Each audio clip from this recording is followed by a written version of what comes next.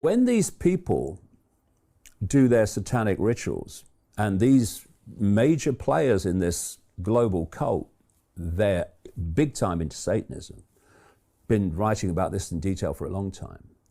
And then you look back to the ancients who were sacrificing people to the gods. So who are these gods that people worship? Who are these gods they make sacrifices to? They are the demonic consciousness in all its different forms in the lower level of this astral dimension, which in frequency terms is so close to this one, but not close enough for us to see it.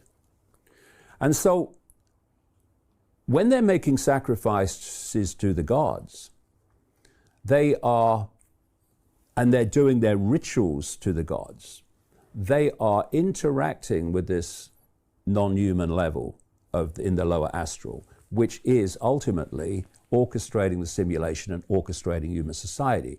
So if we go back to the global cult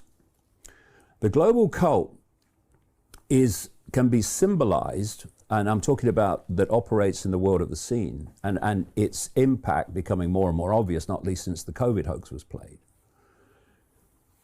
Symbolize it very accurately as like a spider's web. Think of a spider's web around the planet.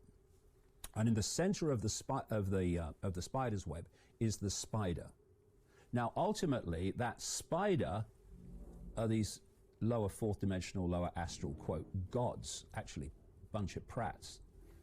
And the strands in the web immediately around the spider are the most exclusive secret societies. They will have the biggest picture of all the secret societies of what the hell's going on and what's behind it. So they will be directly interacting with these gods. Then you're coming out from the spider and you're hitting the secret societies we do know about. The Freemasons, the real inner core, not Bill and Joe down the local lodge. You're looking at the Knights Templar, the Knights of Malta, Opus Dei, the inner core of the Jesuit order. There's the Skull and Bones Society in America. They're legion.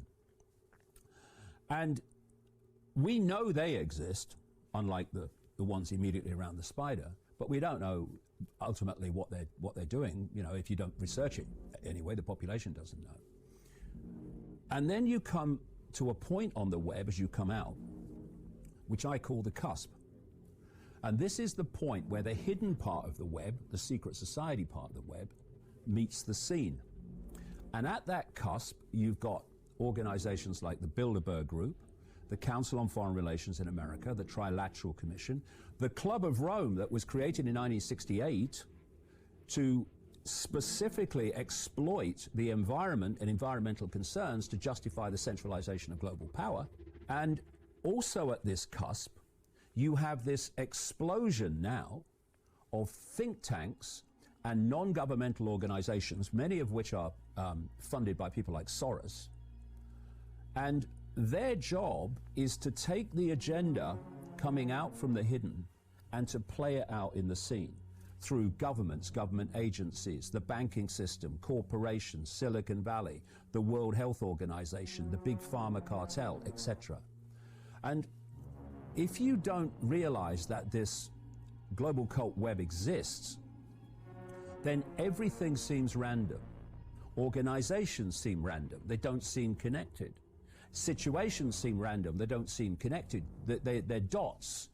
They're not connected dots, which is very simple the more you know to connect them. This web means that at the inner core of the World Health Organization, it connects into the web. At the inner core of the Silicon Valley corporations, it connects into the web. At the inner core of the big pharma cartel, it connects into the web. At the inner core of the regulators who's supposed to protect us from big pharma, like the CDC and the FDA in America, and the MHRA in Britain, they connect into the web. So suddenly the world looks different.